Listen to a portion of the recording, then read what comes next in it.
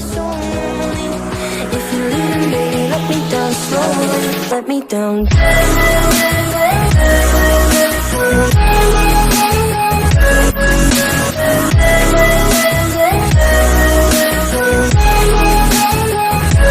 Let me down. Salut à toutes et à tous, c'est Erwan et on se retrouve pour cette nouvelle vidéo après match de la 20e journée de la Domino's League 2. Victoire des Ciel Marines, 1-0 sur la terre des Chamois Niortais, le stade René Gaillard hier soir. Voilà, on débriefe ça ensemble. C'est parti pour cette vidéo après match Niort-Le Havre, 20e journée de la Domino's League 2.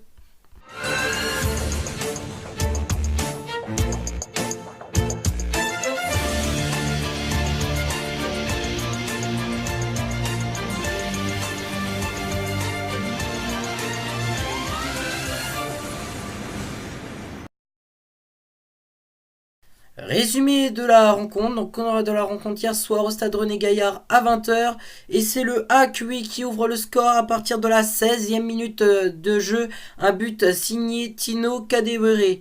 À la 42e minute de jeu, le HAC loupe l'occasion de faire le break avec une grosse occasion, un petit cafouillage dans la surface de réparation. Pape Gay qui fait une tête, ça finit sur la barre transversale. Il y aura 1-0 à la mi-temps et ce sera d'ailleurs même le score final, victoire 1-0 des Ciel et Marines sur les terres des Chamois Niortais. Et c'est parti donc pour notre 100% hack. Alors oui, hier j'ai vu une très belle équipe à Vraise, une très belle équipe, alors que le dernier match juste avant les vacances de Noël avait été catastrophique face à Chambly. Ah bah là, on a été plutôt propre, franchement.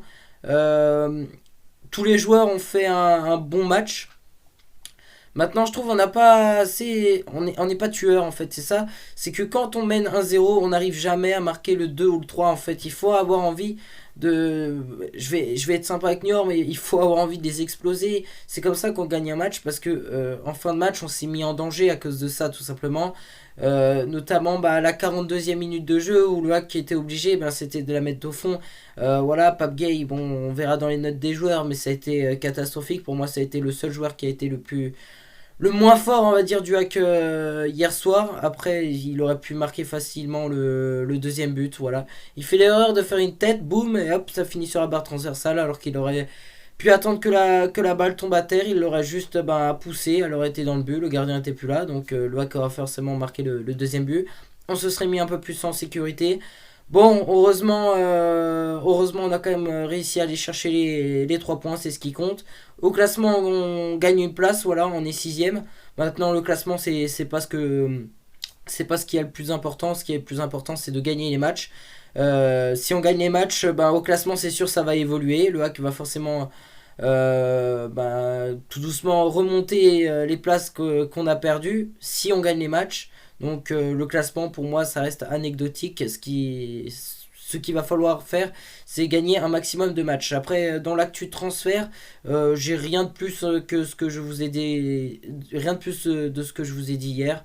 Voilà, tout simplement Wilfried Bony, on n'en parle même plus, je pense que c'est fini.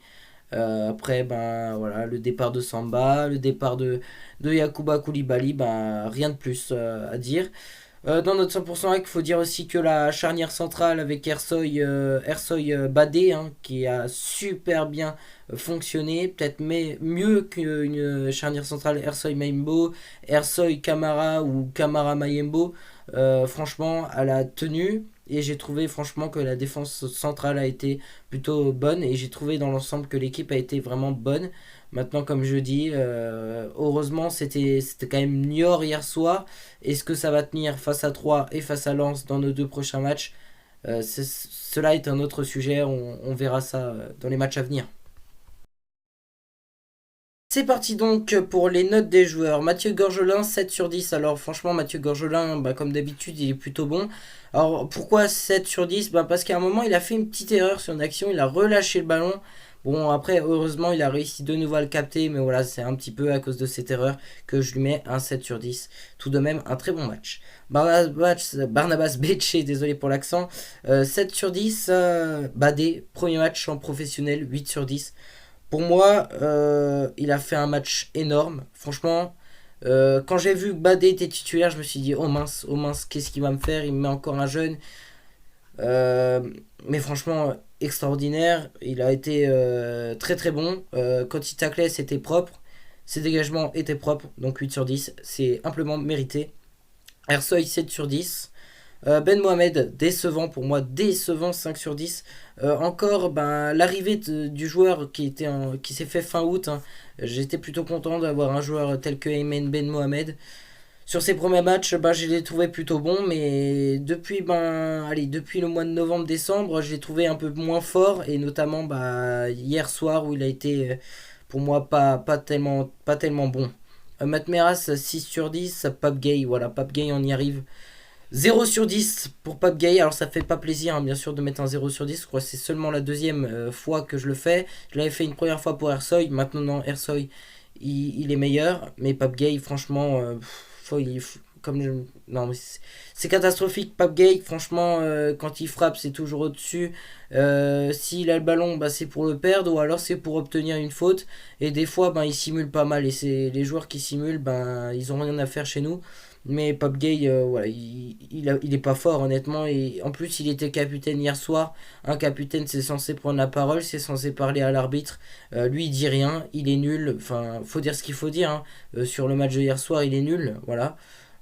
J'espère pour lui qu'il va s'améliorer.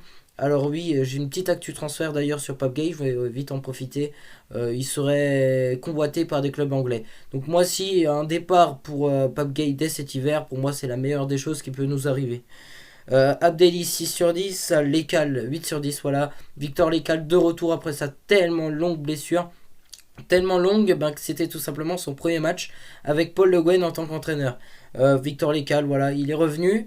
Je me disais, attends, est-ce qu'il va avoir un petit peu du mal au début, le temps de se réacclimater à l'équipe, tout ça. Bah en fait, non, pas du tout. Il a été plutôt bon.